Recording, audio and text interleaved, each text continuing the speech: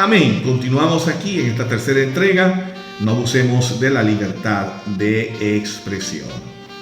En el versículo 15 del libro de Abdías, recuerden, como se los he dicho, Abdías es un solo capítulo y tiene versículos. En el versículo 15 dice: como tú hiciste, se hará contigo. Pendiente con esto. Cercano está el día.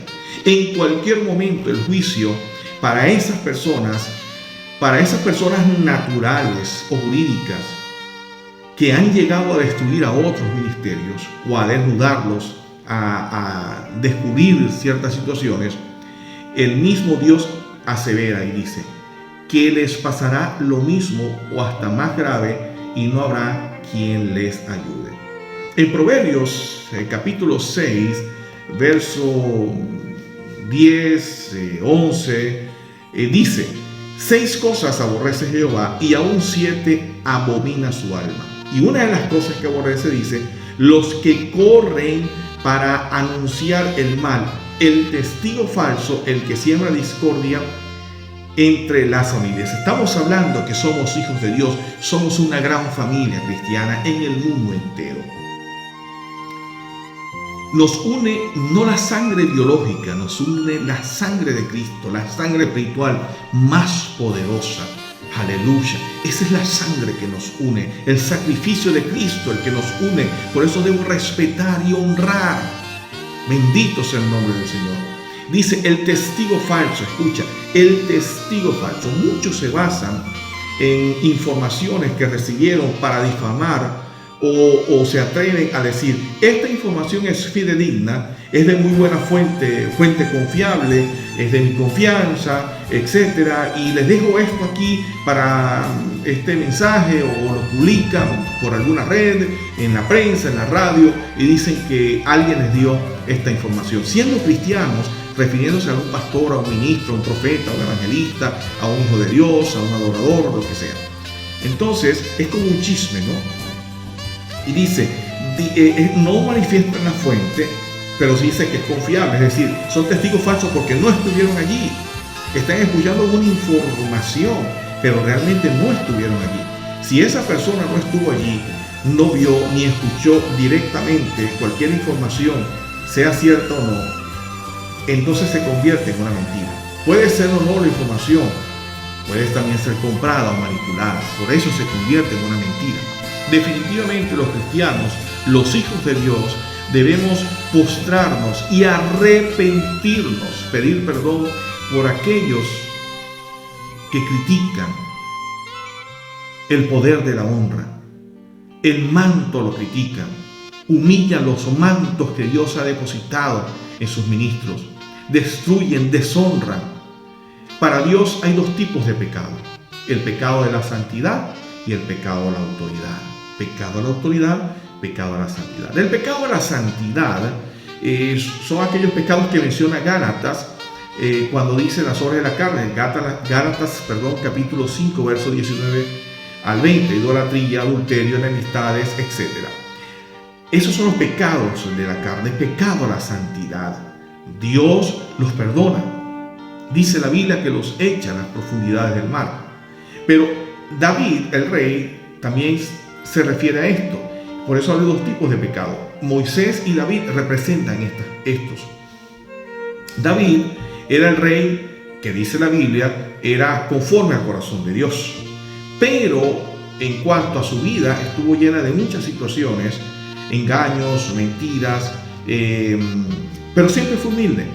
Él reconoció las fallas ante Dios, respetó a los profetas, respetó a los sacerdotes. Moisés era un hombre de Dios santo, limpio, puro. Dice, como él, humilde no había. Pero él cometió un error.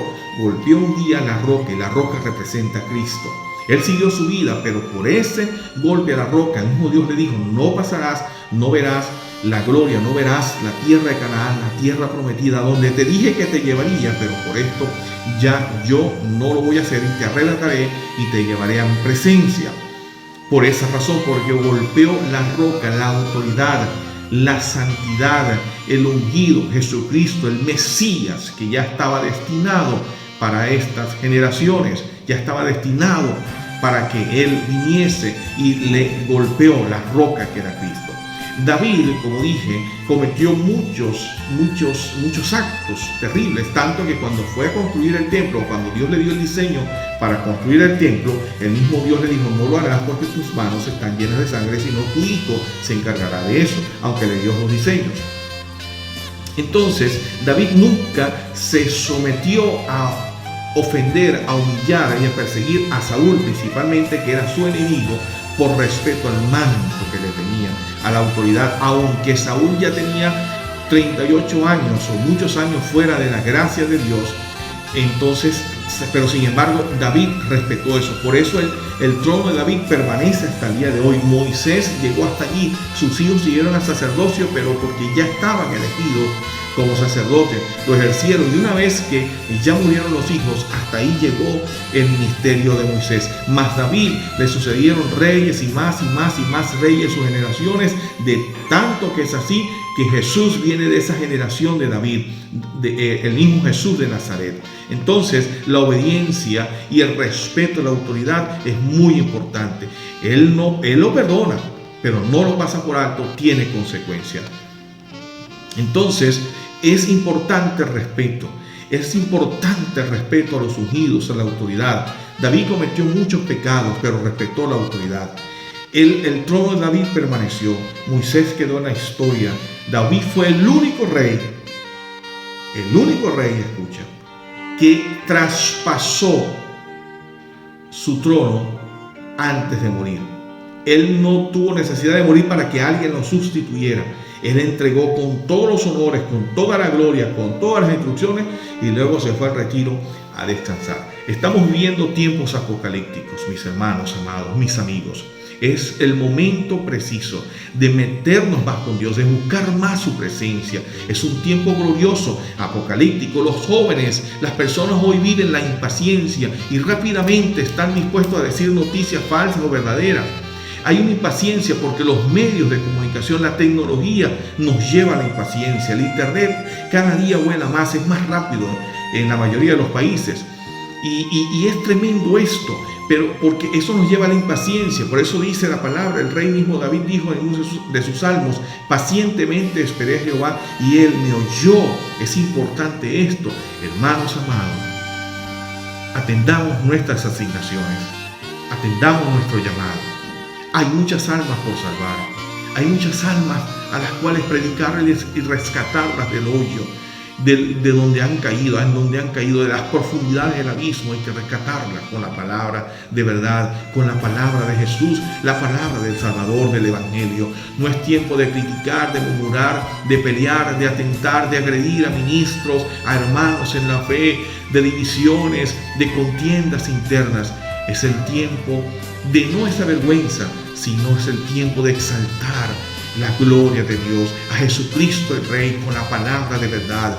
Son tiempos apocalipsis. El Señor viene por su iglesia, pero quiere una iglesia que esté preparada para eso. Es el llamado que hago a que los ministros del Señor, a que los hermanos, los discípulos, los hombres y mujeres de Dios en diferentes naciones del mundo nos unamos, es a orar y a predicar el Evangelio de verdad, y no prestarle atención a los chismes, a la destrucción de un líder, de un ministro, de un profeta, de un pastor, de un hombre de Dios, de un adorador.